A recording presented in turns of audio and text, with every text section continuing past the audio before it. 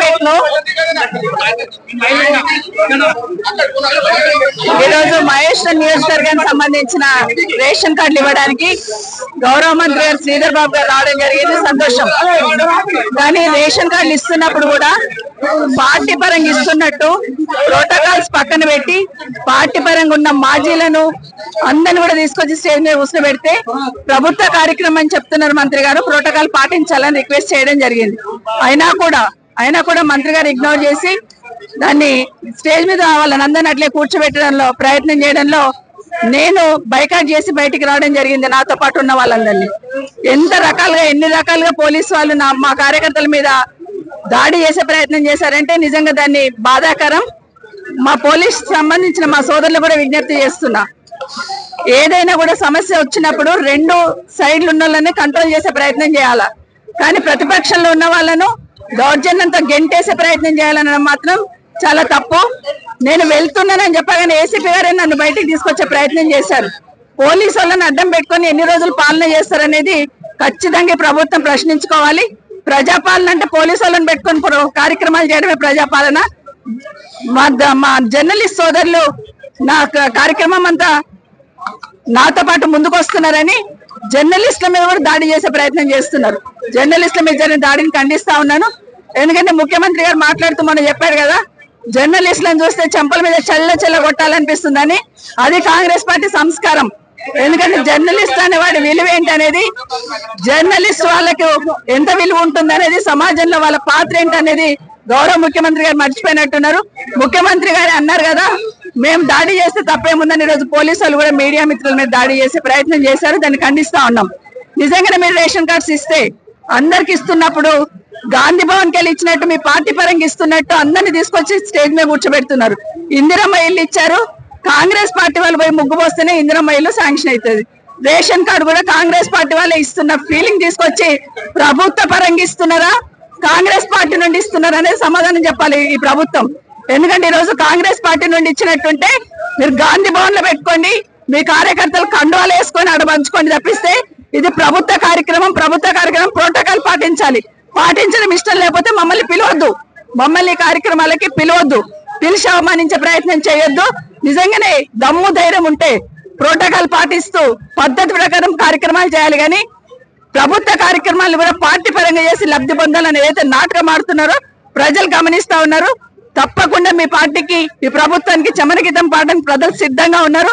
మీరు ఇస్తున్న రేషన్ కార్డులు ఈ రోజు నేను చూస్తే కందుకూరులో 117 రేషన్ కార్డులు, మహేశ్వరంలో 230 రేషన్ కార్డులు, బాలాపూర్ మండలం అంటే బడంపేట, మీర్పేట, జల్పల్లి అంతా కలిపితే 1300 రేషన్ కార్డులు, అన్ని కలిపితే 1700 రేషన్ కార్డులకి 1700 రేషన్ కార్డులకి ఇంత డబ్బా కొట్టుకుంటా ఉన్నారు. ఈవెన్ కనీసం ఏవైతే అడిషన్స్ ఉన్నాయో అడిషన్స్ కూడా కొత్త రేషన్ కార్డులను లెక్క పెడతా ఉన్నారు. ఇంత హంగామా ఎందుకు? స్థానిక సంస్థల ఎన్నికలు వస్తున్నాయి కాబట్టి ఇవన్నీ హంగామా చేసే ప్రయత్నం చేస్తా ఉన్నారు. ప్రజలంతా అమాయకులు కాదు. తప్పకుండా ఈ ఎన్నికల్లో మీ కర్రు కాల్చి వాత పెట్టడం తప్పకుండా జరుగుతుందని కాంగ్రెస్ పార్టీ వాళ్ళు తెలియజేస్తా ఉన్నారు.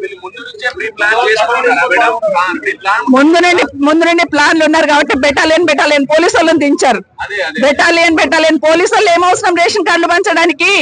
నిజంగానే రేషన్ కార్డు అర్హత ఉన్న వాళ్ళందరికీ ఇవ్వమంటున్నాము, ఇవ్వండి, మేము స్వాగతిస్తాము.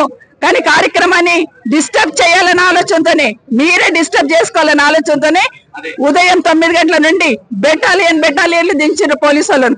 4-5 సిఐలు, ఏసీపీ, డీసీపీ. ఎందుకు ఇది? మామూలు రేషన్ కార్డులు ఇవన్నీ వస్తే ఇంత పోలీస్, ఇంత హంగామా, ఇంత సెక్యూరిటీతో ఇంత హంగామా సృష్టించాల్సిన అవసరం ఉందా? లేదు. ఎట్టి పరిస్థితులలో ప్రోటోకాల్ లేని వాళ్ళని స్టేజ్ మీద కూర్చోబెట్టి దాన్ని అడ్డుకుంటే బీఆర్ఎస్ పార్టీ ఏదో అడ్డుకుంటుందనే నెపం నెట్టాలని ప్రయత్నం మీరు చేస్తా ఉన్నారు. ప్రజలు అన్ని గమనిస్తా ఉన్నారు. ఈ రోజు 3వ స్థానంలో వచ్చిన స్టేజ్ మీద కూర్చోబెట్టినప్పుడు నా మీద ఇంకా 20 మంది పోటీ చేశారు. ఆ 19 మందిని కూడా తెచ్చి కూర్చోబెట్టండి.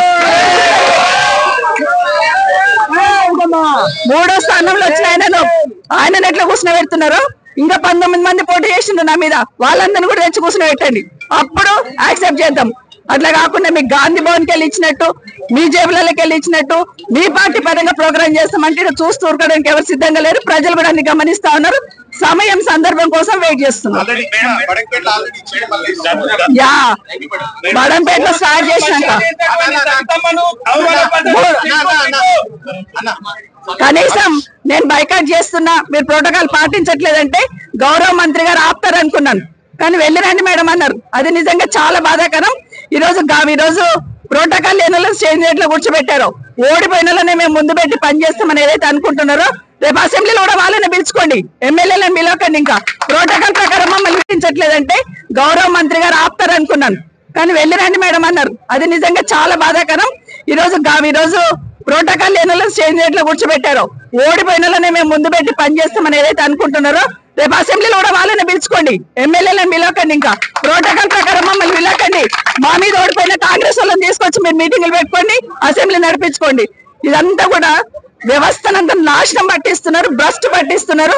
ఖచ్చితంగా పోలీస్ శాఖకు సంబంధించిన సోదరులు కూడా విజ్ఞప్తి చేస్తున్నారు.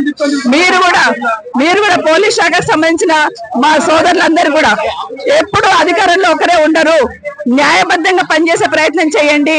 మీరు ఈ రోజు ఒక్కరొక్కరిని మా వాళ్ళని లాగేస్తుంటే నేను కూడా చూశాను. ఏం తప్పు చేశారు? ప్రభుత్వ కార్యక్రమానికి వచ్చారు నయనక కార్యకర్తలు, ఎందుకు లాగేస్తారు? ఏం రైట్ ఉంది? మహిళలను కూడా చూడకుండా లాగేస్తున్నారు. జర్నలిస్టులు ఏం తప్పు చేశారు? మాది వీడియో తీస్తా ఉన్నారు, గొడవ అవుతుందని. అది కూడా వాళ్ళు చేసిన తప్ప, వాళ్ళని కూడా లాగి పడేస్తా ఉన్నారు. ఈ దౌర్జన్యం పోలీసులను అడ్డం పెట్టుకొని రాజ్యం చేయాలని ఏదైతే కాంగ్రెస్ పార్టీ అనుకుంటుందో ఖచ్చితంగా ప్రజలు గమనిస్తున్నారు, తప్పకుండా సమాధానం చెప్తారు. అంటే ముఖ్యమంత్రి గారు ఏం చెప్పారు? జర్నలిస్టులను అందులో కూడా మిమ్మల్ని డివైడ్ చేసే ప్రయత్నం చేస్తా ఉన్నాడు. జర్నలిస్ట్ అనేటోడు ఎవరైనా జర్నలిస్టే, సమాజంలో ప్రజలకి మాకు మధ్యలో వారధిగా పనిచేస్తా ఉంటాడు. అదంతా మర్చిపోయి మేము జర్నలిస్టులను చెంపల మీద కొట్టాలనుకుంటున్నాను ముఖ్యమంత్రి గారు అన్నారంటే పోలీసులు చేసి చూపిస్తున్నారు. ఇప్పుడు అదే జరుగుతుంది. కాబట్టి జర్నలిస్టులకు కూడా అర్థం కావాలి, ఇప్పుడు పోలీస్ రాజ్యం పోలీసులను పక్కన పెట్టుకుని పాలన చేయాలని ప్రయత్నం చేస్తుంది. ప్రజాపాలన ఎట్లయితే పోలీస్ పాలన అయిపోతుంది.